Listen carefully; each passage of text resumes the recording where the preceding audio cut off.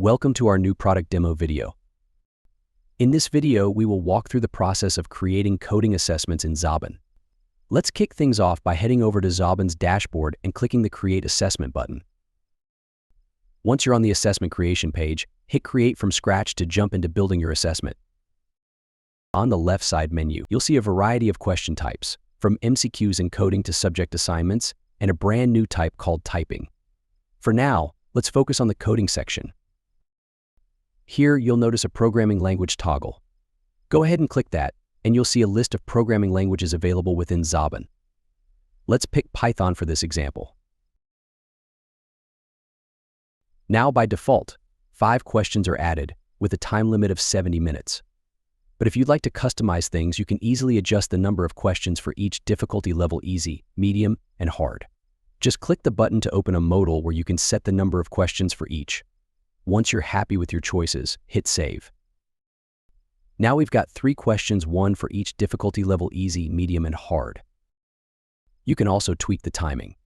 Let's say we want to set the total time to 40 minutes. Maybe 5 minutes for the easy section, 15 for medium, and 20 for the hard section. Done. Next, let's add another section. How about an MCQ section for basic English? Set it for 10 questions in 10 minutes.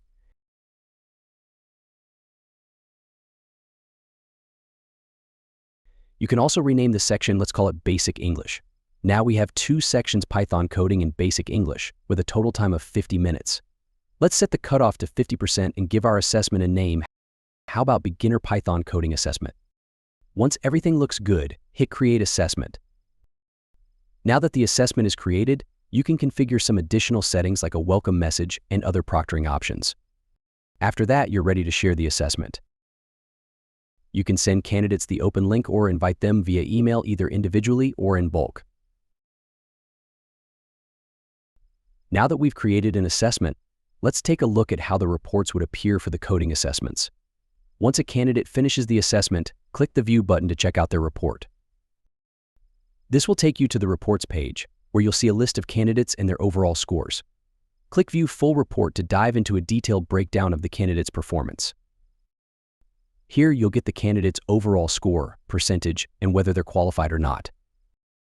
You'll also see a strength analysis, showing their strengths in basic English and how they performed in coding.